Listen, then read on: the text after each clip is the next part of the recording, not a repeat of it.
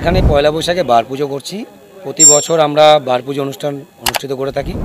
আমাদের ক্যাম্পের যারা বাচ্চা যারা এখানে ফুটবল খেলা শেখে, ছোট বড় সবাইকে নিয়ে, এবং ক্যাম্পের যারা অভিভাবক আছে, বিভিন্ন পদাধিকারী এবং গার্জিয়ান সকলকে মিলে আমরা প্রতি বছর এখানে বার পুজো করি। একটা সমস্যা তো চলছে, অবক্ষয় একটা চলছে, তার জন্য প্রত্যেকেই আমরা সমানভাবে দায়ী। আমাদের দায়িত্ব থাকবে বাচ্চাদেরকে মাঠে আনা, তার জন্য বাচ্চাদেরকে ফুটবল খেলা উৎসাহিত করা, এবং সেটা সম্ভব যদি দেখুন, আমি এই গাংনাপুর থেকে বিগত বেশ কয়েক বছরের মধ্যে আমি কিছুটা খেলেছি।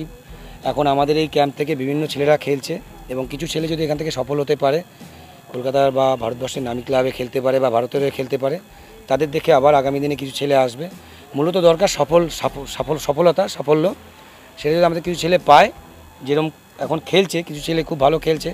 RFDL-এ আছে কিছু, সুমন আছে, সানি আছে, সুমিত আছে, আরও বিভিন্ন কলকাতার প্রিমিয়ার ডিভিশন, ফার্স্ট ডিভিশন এবং প্রত্যেকটা ডিভিশন, কলকাতার বিভিন্ন ডিভিশনে আমাদের এখানে ছেলেরা 30 থেকে 40 জন ছেলে খেলছে। এবছর আরও কিছু ছেলে খেলবে। আমাদের 5th ডিভিশনে একটা কলকাতা লিগের টিম নেওয়া আছে, একটা 3rd ডিভিশনের টিম নেওয়া আছে, এবং বিভিন্ন কলকাতা লিগের বিভিন্ন ডিভিশনের সাথে আমাদের যুক্ত আছে। আমরা বিভিন্ন ডিভিশনে আমরা প্লেয়ার সাপ্লাই করি। আমাদের এখানে কোচেস আছে, আমাদের সেন্টুদা আছে, সৌরভ আছে, বিশ্বজিৎ আছে, মানিক আছে।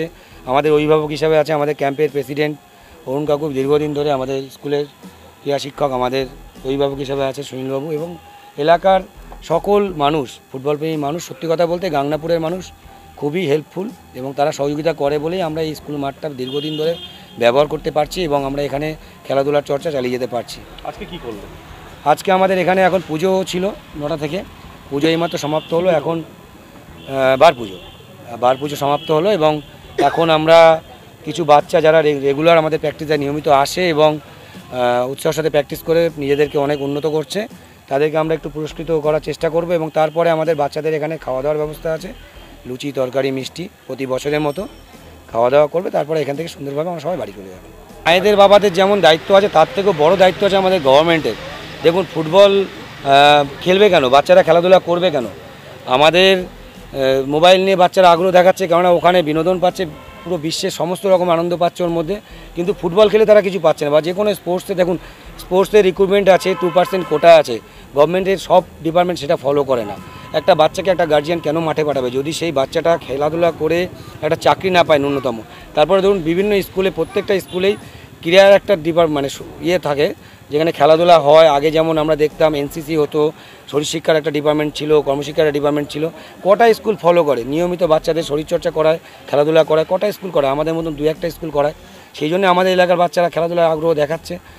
তো আমাদেরকে সবার আগে গভর্নমেন্টের দায়িত্ব, এই যে বাচ্চাদের যে চাকরিটা সুরক্ষিত করা, যে খেলাধুলা করলেও চাকরি পাওয়া যায়, 2% হোক, অসুবিধা নেই, কিন্তু সেটা করলে যে পাওয়া যায়, বিভিন্ন ডিপার্টমেন্টগুলো সেটা যদি ফুলফিল করে, তাহলে গার্জিয়ানরা আগ্রহ দেখাবে। নাহলে গার্জিয়ানরা বলবে খেলাধুলা করে কী হবে, ওখানে গেলে ইনজুরি আছে, ওখানে গেলে তো চাকরি নেই। তো আমাদের সেই দিকটা গভর্নমেন্টের নজর দেওয়া দরকার। তারপরে গার্জিয়ানদেরও ভূমিকা আছে। খেলাধুলা করলে যেমন একদিক দিয়ে শরীর ভালো থাকে, মন ভালো থাকে, সেরকম মানসিক বিকাশও ঘটে। খেলাধুলা করলে ছেলেদের নষ্ট হয়ে যাওয়ার চান্স, ছেলে মেয়ে উভয়ের নষ্ট হয়ে যাওয়ার চান্স কম থাকে, মন মানসিকতা ভালো হয়, শরীর সুস্থ থাকে।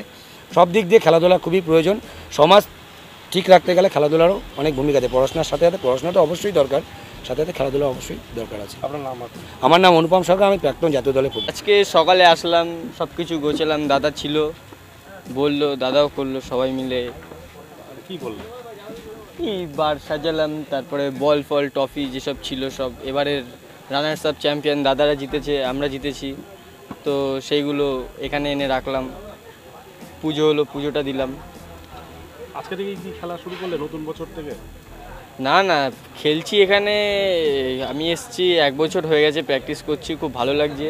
আগে অন্য ক্যাম্পে ছিলাম, কিন্তু এখানে এসে মানে নিজের ইমপ্রুভটা বুঝতে পারলাম, তো এখানে প্র্যাকটিস করছি। কেমন লাগছে আজকে এই বার পুজো করে? খুব ভালো লাগছে। কিরকম? সৌভিক বিশ্বাস। বাড়ি? বাড়ি